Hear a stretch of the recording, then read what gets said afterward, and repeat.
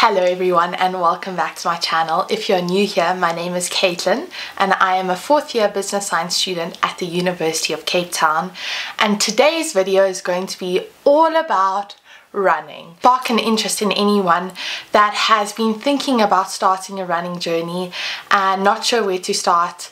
This is the video for you. So whether you are a beginner runner, you've never run before, or you've only run like a handful of times, or maybe you're just a runner that wants to try and improve your technique and learn a few more things, then this is definitely the video for you. So before we carry on, please, will you like this video? I really hope you are going to enjoy it. If you haven't already, will you subscribe to the channel? I love sharing new videos with all of you, and hit the notification bell, then you'll know exactly when I upload new videos. So I can tell you from experience that running is something that most people have to learn, and it is not a given talent. I never really was a runner at school. I played lots of sports. I really enjoyed moving my body, but I never saw myself as someone who wanted to run long distances. And I just got into running through starting to do park runs. I love doing park runs, a 5-kilometer community event every Saturday, and honestly I'm hooked. And that is where my running journey began. This was about 2 years ago, and then beginning of last year I decided I wanted to try and run a 10-kilometer. So I started a 10-kilometer program, and anyways, fast forward to beginning of this year, I started training for a 21-kilometer and did a program for that. But I will tell you that all of this, it was just the running bug bit me, and I have been addicted ever since. Running is for everyone, no matter your background, no matter where you are in life, no matter your experience level. Everyone has the capability of running. I love this quote I found. I'm not sure who it is by, but I thought I would share it with you. Running is not just something you're born knowing how to do.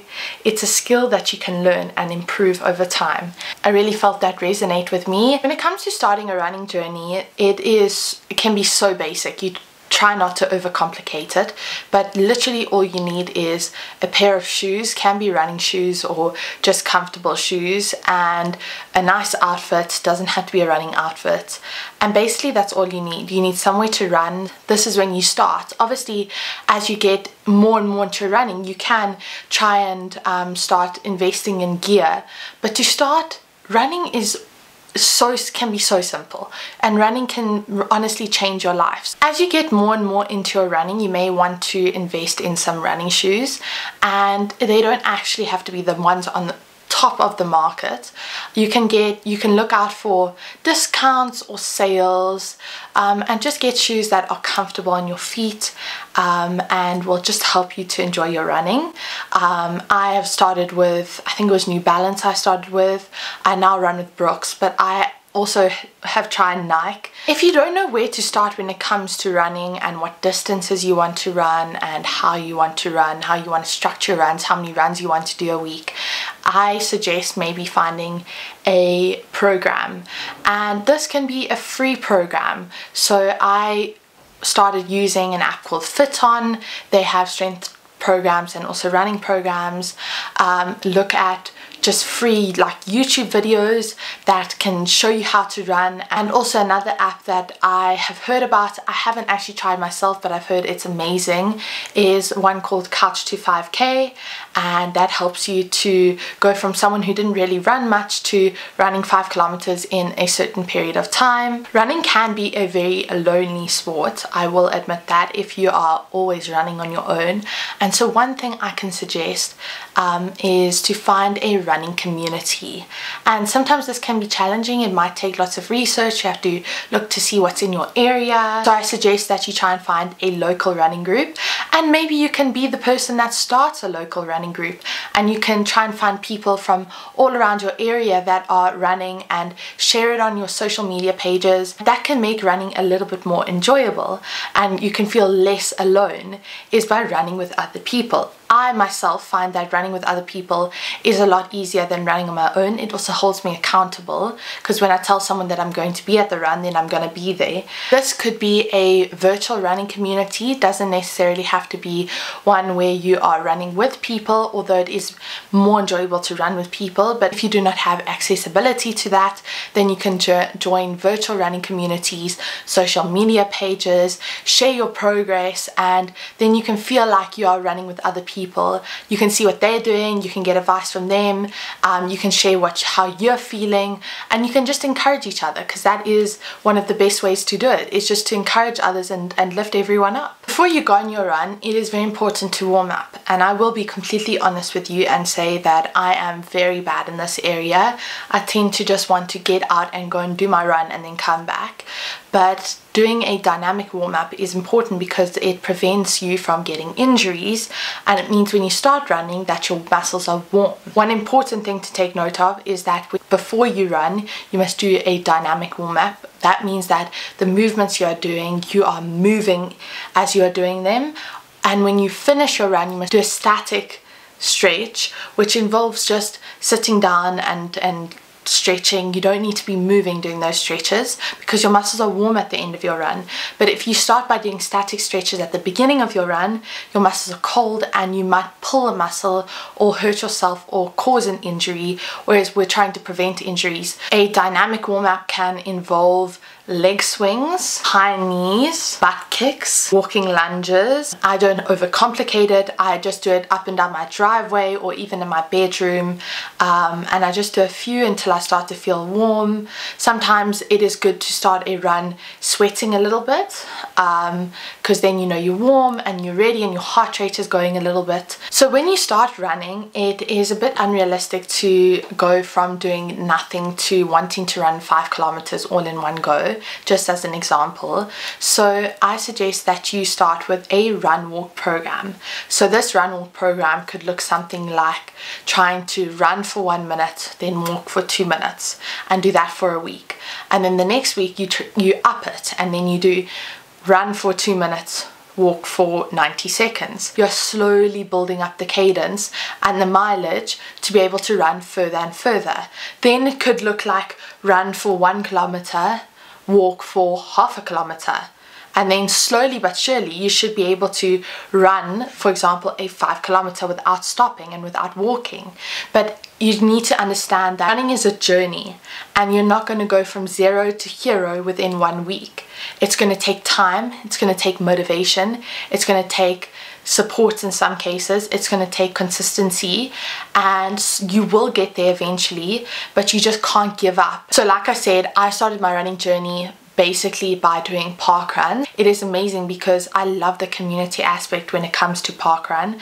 I feel like everyone is there on a Saturday, it's early, and we're all there because we want to just get some exercise in. And parkrun has people running, walking on their own, walking their dogs, run walking. So this is a great way to do your training, or some of your training, is to go and do a parkrun event. Continuing on that train of thought, I want to say please set realistic goals.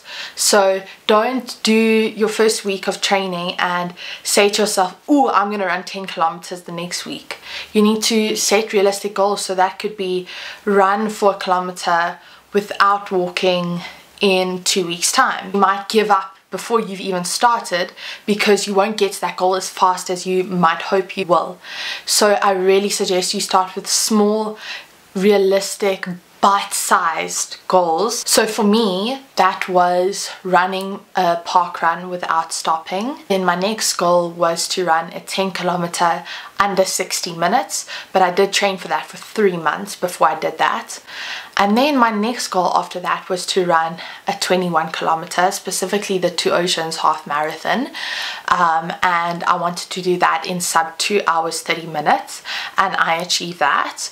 In the future I would love to run a marathon, and eventually, this might sound crazy, but I would love to do at least one comrades marathon. So I know that you might hear this thrown around a lot, but it is honestly the truth. consistency is key. That means that you have to possibly set specific days in a week that you're going to run, maybe starting off with one run a week, then the next week building up to 2. In order to improve your running, there are certain things that you can do to help this. And one thing that most people get confused with is your strength training. So I think maybe you need to understand that when we do strength training, when you're focusing on becoming more of a runner, we're doing strength training to prevent injuries and to support these muscles. When we have stronger muscles, then it means that we are less likely to get hurt in the process. Strength training doesn't necessarily have to be with big weights and fancy equipment. It can literally be body weighted exercises. You can even do banded exercises. But I think it is important that you strengthen your lower body and your upper body, because if you have a stronger upper body as well, you have better posture, your breathing is better, you clench a lot less. So I'm obviously not an expert and haven't studied a lot to do with running, but just from the research I've done, I thought I would share a few key tips when it comes to proper running form. So before I share this, I suggest that if you're able to maybe get advice from someone who is a more expert in this area. So first things first, posture. Keep your head up and looking forward. Have relaxed shoulders and keep them down, away from your ears. Now, foot strike. Aim to land mid-foot rather than on your heels or toes. Show that your foot lands under your body and not ahead of you. Arm movement. I suggest that you have loose hands when you're running. You're not clenching, because when you clench, you're tightening everything. So loose hands, moving your arms at a 90-degree angle. Swing your arms in front of you and not to the side of you. Now breathing, and this can be a challenging one because obviously when you're a beginner runner, you may find it a lot harder to breathe than when you've been doing a program or been running for a longer period of time. But for breathing, inhale deeply through your nose and exhale through your mouth. This means that you're getting air into your lungs and that you're not gasping for air. So cool down and recovery is very important at the end of your run, and sometimes can be a little bit neglected. Just like our dynamic warm-up, we need to do a cool down stretch. So a few static stretches that you could do is calf stretches, hamstring stretches, quad stretches, stretching your upper body as well, so your arms, your neck, your core. And I would say you can do this from like 10 to 15 minutes, just cooling down, bringing your heart rate down. You do need to listen to your body, and if it is telling you that it needs more rest days than you're giving it, then you must listen to it and take those rest days. Recovery is very important. Recovery involves hydration, nutrition. So nutrition is important because you need to be fueling your body in order to have better runs. And fueling means taking in enough protein, taking in enough carbs, eating the correct things before your run and after your run. So for example, before your run, you want to eat a little bit more carbs, fast releasing carbs that can give you energy for the run. For example, I enjoy a toast with peanut butter and a little bit of honey. And then after your run, you want to fuel your body with protein, and some carbs as well. So I like to have like 2 eggs on a piece of toast, and some fruit on the side. And don't forget to drink your water. If you're able to, then having some electrolytes can also help you, but just make sure that you're drinking enough water, because you would have sweated it out a lot, and it is important to put that hydration back into your body. So it is possible that you might feel a bit of fatigue when you start running, because you may have done nothing beforehand and now you all of a sudden doing some more high intensity training, and that is okay. It just means that your body is telling you that you might need to take a little bit more rest. Maybe you're not eating enough, maybe you're not drinking enough water. And that is totally okay. Don't be so hard on yourself, and don't feel guilty for skipping a run. One run, in the grand scheme of things, is not going to make a difference. If you're missing one run a week, that will make a big difference. So motivation can come and go. I totally understand that. I have that as well sometimes, but sometimes we can't just rely on motivation. We need to rely on consistency and hard work. Running is just as much a physical thing as it is a mental thing, and sometimes we need to train our minds, and so this means we need to be positive. We need to lift ourselves up, tell ourselves that we are doing well. Remember where you've come from and where you've gone to. That is really a very motivating and encouraging thing to think about. From experience, sometimes the hardest thing about running is honestly just putting your shoes on and starting and leaving your front door. It doesn't need to be hard. It may feel hard in the beginning, but with consistency and hard work and motivation, you are capable of more than you give yourself credit for. I feel sometimes we think our bodies are tired, but actually our minds are tired, and we just need to keep going, get up, and just keep moving. No matter where you start, just remember that every step counts. Sometimes I think we can just get so used to our little bubbles that we are too scared to step out of our comfort zones. And I'm so glad that I decided to step on this running journey. It has its ups and downs, but I feel that running has really made a difference to my life.